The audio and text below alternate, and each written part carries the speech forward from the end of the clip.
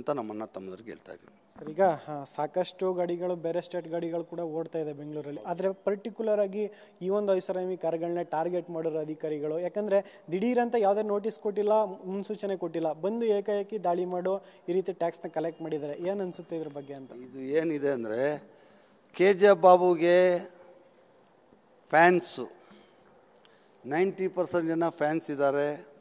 ನಮ್ಮ ಅಕ್ಕ ತಂಗಿಗಳು ಅಣ್ಣ ತಮ್ಮಂದರು ನನಗಿದ್ದಾರೆ. ದಿಢೀರಂತ KGF ಬಾಬು ಹೆಸರು ಮಾಡಿಬಿಟ್ಟ, KGF ಬಾಬು ಎಲ್ಲ ದಾನ ಮಾಡಿಬಿಟ್ಟ, KGF ಬಾಬು ಸ್ಕಾಲರ್ಶಿಪ್ ಕೊಟ್ಬಿಟ್ಟ, KGF ಬಾಬು ಮನೆಗಳು ಕಟ್ಕೊಟ್ಬಿಟ್ಟ, KGF ಬಾಬು ಗ್ಯಾಸ್ ಸಿಲಿಂಡರ್ಗೆ ದುಡ್ಡು ಕೊಟ್ಬಿಟ್ಟ ಅಂತ ಎಲ್ಲರಿಗೆ ಹೊಟ್ಟೆ ನೋವಿದೆ.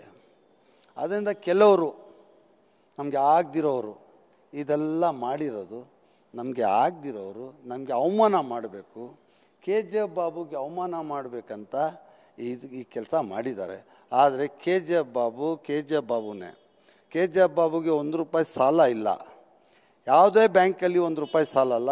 ಮಾರ್ಕೆಟಲ್ಲಿ ಯಾವುದೇ ಮನಿ ಲ್ಯಾಂಡ್ರಿಂಗ್ ಇಂಟ್ರೆಸ್ಟ್ ಕೊಡೋರ ಹತ್ರ ಯಾವುದೂ ಸಾಲ ಇಲ್ಲ. KGF ಬಾಬುನೇ. ಅವನಿಗೆ ದೇವರು ಒಂದು ಬಿಟ್ಟು ಬೇರೆ ಯಾರೂ ಅವ್ರಿಗೆ ಏನು ಕೆಟ್ಟದ್ದು ಮಾಡೋಕ್ಕಾಗಲ್ಲ. ನನ್ನ ಹಿಂದೆ 22,000 ಜನ ನಮ್ಮ ಅಣ್ಣ ತಮ್ಮಂದರು ನನಗೆ ಓಟ್ ಕೊಟ್ಟಿದ್ದಾರಲ್ಲ, ಅವ್ರ ಶಕ್ತಿ ಇದೆ.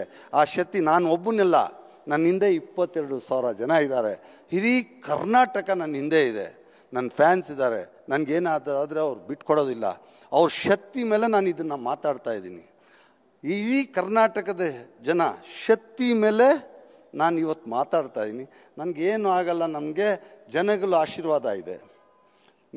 ನನಗೆ ಅವ್ರ ಸಪೋರ್ಟ್ ಇದೆ, ಅವ್ರ ಬೆಂಬಲ ಇದೆ. ನನಗೇನು ಆಗೋದಿಲ್ಲ. ಇಂಥದ್ದೆಲ್ಲ ಟ್ಯಾಕ್ಸ್ ಕಟ್ಟಬೇಕು. ನನ್ನ ಟ್ಯಾಕ್ಸಿಂದ ಕರ್ನಾಟಕ ಜನಕ್ಕೆ ಹೋಗೋದು, ಪಬ್ಲಿಕ್ ಹೋಗೋದು, ಸರ್ಕಾರಕ್ಕೆ ಹೋಗೋದು.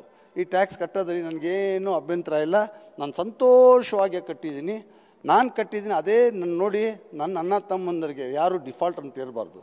ನೀವು ಅದನ್ನು ಹೋಗಿ ಕನ್ಸಲ್ಟು RTO ಆಫೀಸಲ್ಲಿ ಹೋಗಿ ಕಟ್ಬಿಟ್ಟು ಆ ದುಡ್ಡನ್ನ ರೀಫಂಡ್ ತಗೊಳ್ಳಿ ಅಂತ ಇಷ್ಟಪಡ್ತಾಯಿದ್ದೀನಿ. ಜೈ ಹಿಂದ್, ಜೈ ಕರ್ನಾಟಕ. ನಮಸ್ಕಾರ.